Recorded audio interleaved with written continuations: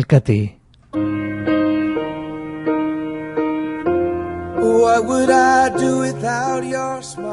Alcaty es una compañía especializada en la fabricación y comercialización de perfiles de aluminio mediante el proceso de extrusión, lacado, anodizado, efecto de madera, rotura de puente térmico, mecanizado, ingeniería de procesos industriales.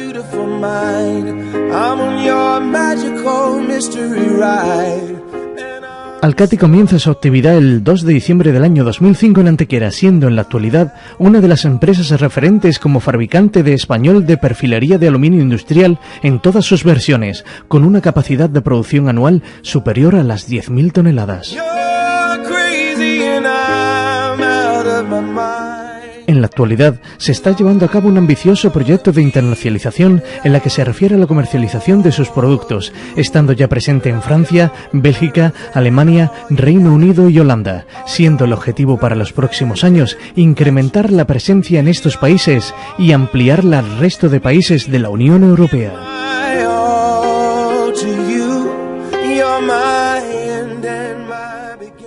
Alcaty, calle Aragón 2, Parque Empresarial de Antequera, teléfono 95270 2782. A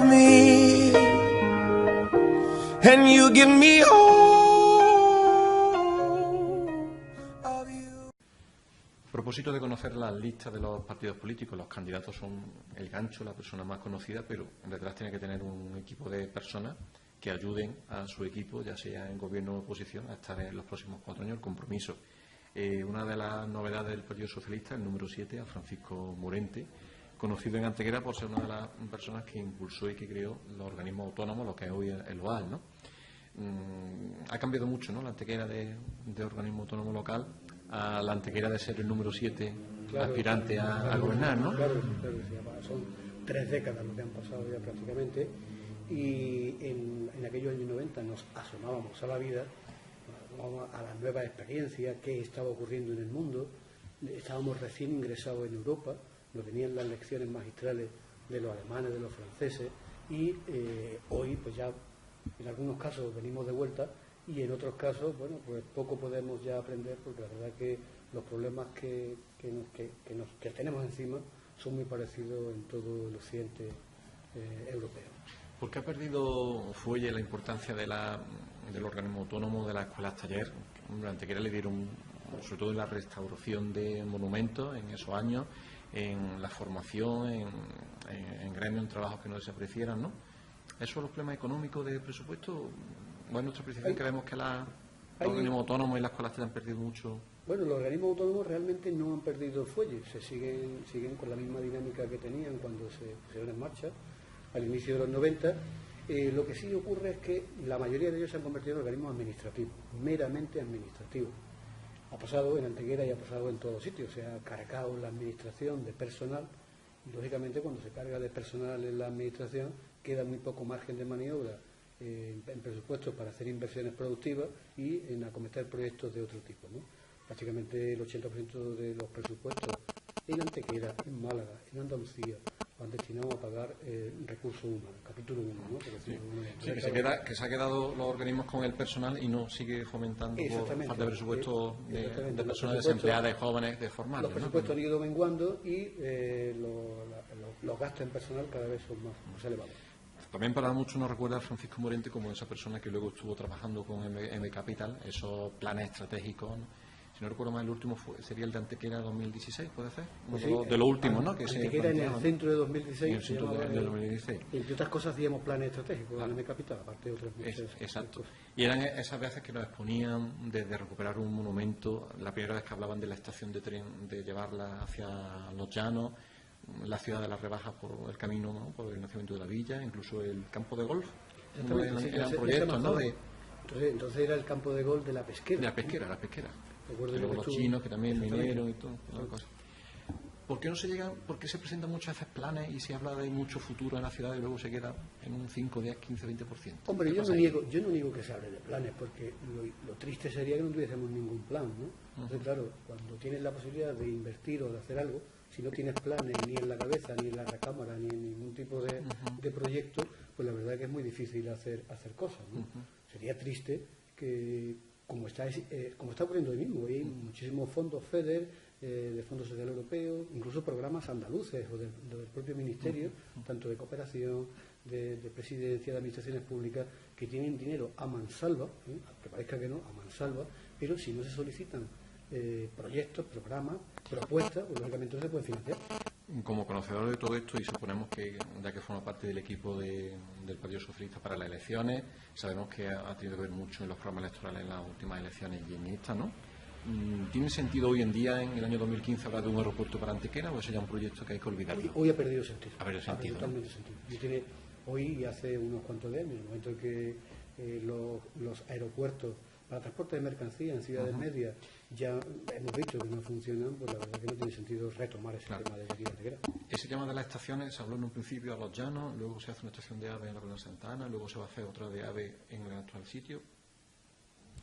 Bueno, no quita que haya 2, 3 estaciones, porque son infraestructuras que enriquecen la ciudad.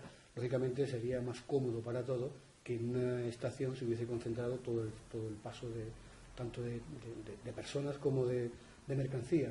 Pero que duda cabe, en cada momento se diseña de una manera, y cuando se diseña la estación en la Colonia de Santa Ana, evidentemente no parecía que el eje Sevilla-Granada y el transversal podía estar generando la actividad que puede generar en este momento, y por lo tanto los años, es decir, cada cosa es esclava del año donde se diseña, claro. Y de tener 4 o 5 campos de golf, con el que tenemos es suficiente, ¿no? Bueno, eso fueron años a lo mejor de inversiones, de proyectos, ¿no? Yo creo que hay que cambiarle el objeto. El producto sigue siendo el mismo, lo que pasa es que hay que venderlo de otra manera, ¿no?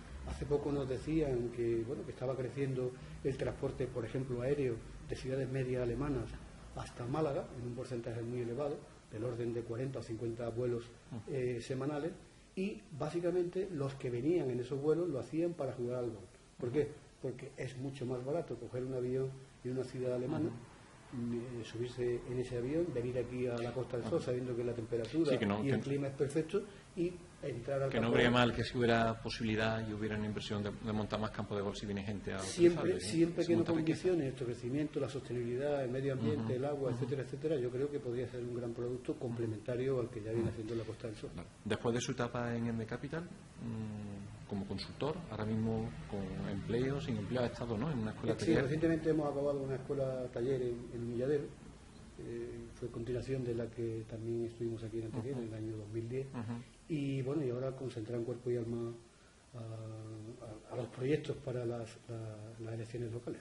Sí, que se dedicaría, si hubiera posibilidad de su dedicación exclusiva para trabajar plenamente como concejal. Estoy a la disposición del futuro alcalde para lo que él quiera. Una persona también que la recordamos los 2 primeros años de periodista cuando estaba en el partido, entre renovadores y guerristas, ¿no? Usted por un lado era de la vertiente renovadora. Después de un paréntesis ahora le llaman Javier Duque, ¿no? ¿Fue Javier Duque el que le llama para incluirle? Sí, bueno, yo la verdad no he dejado de estar en contacto con el partido en ningún momento, ¿no? Cierto que en aquellos años del 91, 93 se generó en torno al partido, lo mismo que existen hoy, son tensiones entre distintas formas de ver el partido, que ocurre en el PSOE, en el PP, en cualquier partido, en Izquierda Unida existe ese tipo de tensiones, ¿no? En aquel momento se visualizó muchísimo más porque había una parte del partido que apoyaba a quien entonces era presidente de gobierno y secretario general del partido, que era Felipe González, y otro grupo que apoyaba al que entonces era vicesecretario. Claro, porque recordemos que Francisco Morente fue el secretario general del 89 al 94 y es militante desde el 86, siempre de base. Militante del PSOE, pero militante de la Juventud Socialista desde el 76. Bueno, y es Javier Duque, ¿no?, el que le llama y le dice, quiero contar contigo para... Sí, bueno, si quieres te lo explico gráficamente, ¿no? Es decir, yo como hemos comentado antes off the record, pues había trabajado haciendo los programas electorales, colaborando en la confección de los programas electorales, tanto en el último periodo de Ricardo Millán como en el de Rosa Torres, y Javier me llama, me dice que quiere contar conmigo para hacer el programa, cambiamos impresiones, tenemos varias conversaciones, y en una de ellas me asanta y me dice, pues mira, que yo además de que me haga el programa quiero que venga en la lista. Yo le dije un poco que no era un poco lo que yo tenía en la cabeza, pero que si él entendía que podía aportar algo, pues que contara conmigo donde quisiera, en el puesto que quisiera y para el trabajo que él quisiera. Un puesto en el que sobreentiende que será concejal a partir de, Sí, bueno, de las elecciones. Suponemos que viendo Antequera en estos últimos 4 años, si tuviéramos que decirle lo más positivo que usted ha visto, lo mejor que se ha hecho en Antequera en estos 4 años, sería... Pues mira, yo, si quieres que te diga la verdad, aunque parezca paradójico, Sí. en el 2011, cuando ganó o perdió el PSOE y tuvo la responsabilidad de gobierno el Partido Popular, yo pensé, bueno, que igual le podría venir bien a Antequera, igual le vendría bien un refresco a la ciudad para determinadas cosas, determinados clichés, determinados tics que tenía la ciudad, se podían variar con el Partido Popular. Pero me ha llevado una desagradable sorpresa, porque la verdad que no ha cambiado aquellas cosas que yo entendía que tenía yo y mucha gente más, ¿no? Yo Como que una apreciación mía, ¿no? Un caso concreto, sí. Pues mira, por ejemplo, la estructura municipal, lo que es el ayuntamiento, toda la estructura de trabajo municipal, entendíamos, sabíamos todos que se debía de modificar. No estaba preparada para los tiempos que Ricardo Millán en su último tiempo tenía un ayuntamiento, digamos, en la opulencia. La crisis, evidentemente, tiene que aquilatar un poco ese Pero fenómeno. algo en concreto, eso no le importa. Algo Sí. en concreto, una acción, una obra, una iniciativa, una delegación. Hombre, yo te diría que desaprovechar la oportunidad de inversión que ha permitido la Diputación Provincial de Málaga para hacer solo 4 obras en el mismo centro de Antequera, creo que Antequera es muy grande. Creo que Antequera es muy grande y hay muchas cosas a medio hacer que se podría haber concluido. ¿Qué hubiera propuesto, qué hubieran hecho ustedes con ese dinero de la Diputación? Pues yo exactamente no sé el dinero que Diputación le ha dado ni cómo se lo ha dado. Entonces, claro, no es lo mismo que te lo dé en caja que te lo dé en... Pero algún proyecto que hubieran hecho o que necesitarían Antequera. Hombre, yo básicamente lo que necesitaba Antequera era terminar lo que tenía a medio hacer. Creo que es mucho más limpio. Por ejemplo, el Palacio de Ferias y Congresos creo que es un instrumento fundamental para la Antequera que queremos, de conexión con el mundo, con el turismo, con la cultura, etcétera, etcétera. Y ahora con la próxima llegada de la declaración UNESCO del sitio de los dólmenes, Peña y el Torcal, creo que sería el lugar ideal para centralizar la actividad de referente turístico y cultural, ¿no?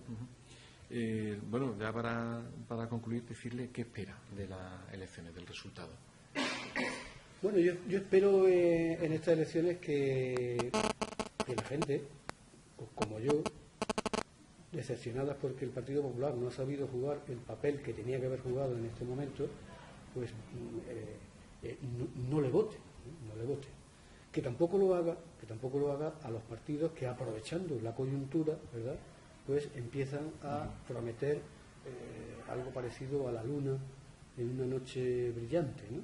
Porque no tiene sentido, porque todos sabemos que eso es imposible, ¿no? Y, en tercer lugar, lógicamente, que al no votar a esos partidos, la mayoría del voto se concentre en el voto útil, que es votar PSOE en este momento, que es votar al Partido Socialista, porque, como solemos decir, ¿no?, hicimos, hacemos y haremos. Yo creo que ese sería... No sé si es muy precipitado todo eso, pero ¿han hablado entre ustedes qué delegaciones o qué funciones podían realizar ustedes? ¿O eso habla La verdad que te he dicho yo con anterioridad que yo estoy a disposición del alcalde la estructura municipal que establezca.